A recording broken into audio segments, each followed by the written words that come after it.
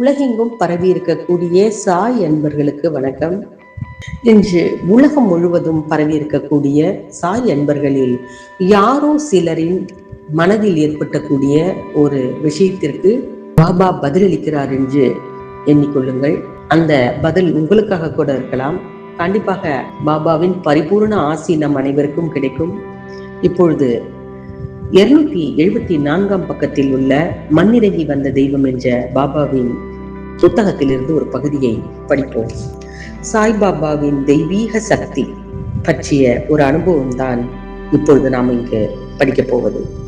லக்ஷ்மி சந்துக்கு உண்டு மற்றொரு அனுபவம். ஒரு நாள் இரவு பக்தர்கள் கூட்டத்தோடு சாவடி சென்ற சாய்பாபா ஊர்வலத்தில் சந்தும் உடன் சென்றார். அப்பொழுது அந்த ஊர்வலத்தில் நடுநாயகமாக இருந்த சாய்பாபா தாள இருமல் கொள்ள அந்த உபாதைக்கு காரணம் யாரோ அவர் மீது வைத்து விட்ட கண் திருஷ்டியாக இருக்கும் என்று நம்பினார் சந்த். மறுநாள் விடிந்ததும் சந்த் மசூதிக்கு போன போது ஷாமாவிடம் சாய்பாபா சொன்னார், நேற்றிலிருந்து நான் இருமலில் அவதிப்பட்டு கொண்டிருக்கிறேன். என் மேல் யாருடைய கண்ணாவது பட்டிருக்குமா? எனக்கு என்னவோ யாருடைய கண் திருஷ்டியோ தான் என்னை இப்படி படாத பாடுபடுத்துகின்றது என தோன்றுகிறது. லக்ஷ்மி சந்த் சொல்லிராத அவருடைய எண்ணத்தை அப்பொழுது சாய்பாபா சொல்லிக் கொண்டிருந்தார். சென்னையிலிருந்து வாரணாசிக்கு போய்க் கொண்டிருந்த ஒரு சிறு பஜனை குழு கேட்போருக்கெல்லாம் சாய்பாபா அள்ளி அள்ளி பணம் தருகிறார் என்று கேள்விப்பட்ட செய்தியின் அடிப்படையில் ஷீரடியின் வழியாக போக முடிவெடுத்து அங்கு போய் சேர்ந்தது. அந்த குழுவில் ஒரு ஆண், அவன் மனைவி, பெண், மச்சினிச்சி ஆகியோர் இருந்தார்கள். பஜனையை மிக அழகாக பாடியது அந்த பஜனை குழு. அந்த மனைவியை தவிர அனைவருமே உள்ளூர பணத்தின் மீது பேராசை கொண்டிருந்தார்கள். மனைவிக்காரி மட்டும் சாய்பாபா மீது நன்மதிப்பும் அன்பும் கொண்டிருந்தாள்.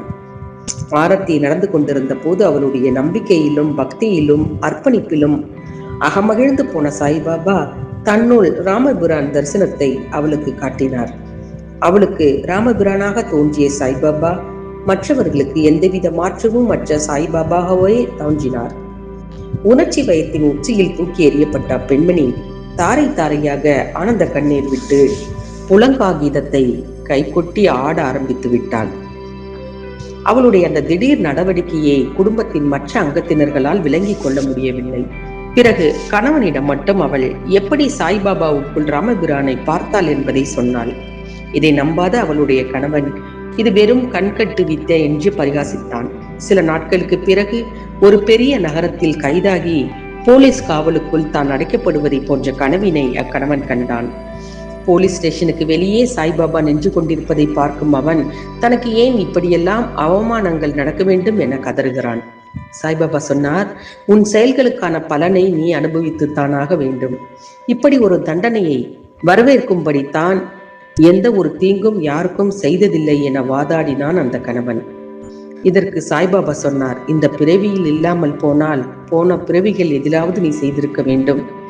இதற்கும் கணவன் தன்னுடைய வாதத்தை விடுவதாக இல்லை.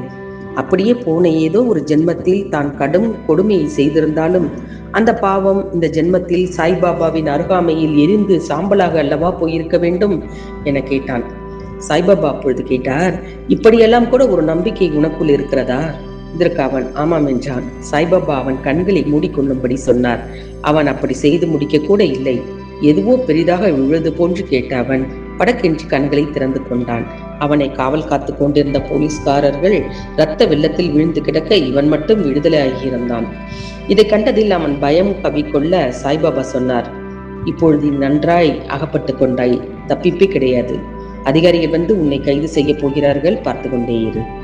அதெல்லாம் வேண்டாம், என்னை காப்பாற்றி விடுமாறு அவரிடம் கெஞ்சி துடித்தான் அவன். மறுபடியும் கண்களை மூடிக்கொள்ளுமாறு சாய்பாபா அவனிடம் சொல்ல அவனும் அப்படியே செய்தான். இப்பொழுது பேரிடியோசை கேட்க சட்டென கண் திறந்து அவன் பார்க்க அவன் விடுதலை அடைந்திருந்தான். அருகில் சாய்பாபா அவருடைய பொற்பாதங்களில் சாஷ்டாகமாக விழுந்தான்.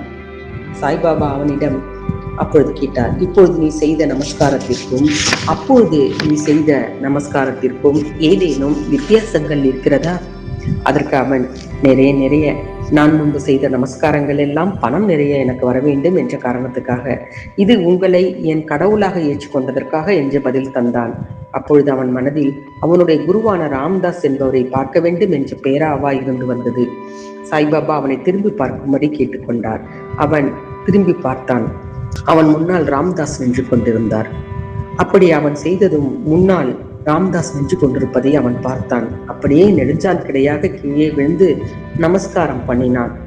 மறுநாள் அவன் மசூதிக்கு போன போது 2 ரூபாயும் இனிப்பும் வழங்கி ஆசிர்வாதம் செய்த சாய்பாபா சொன்னார், அல்லாஹ் உனக்கு அள்ளி அள்ளி தந்து உனக்கு எல்லா நன்மையும் செய்வார்.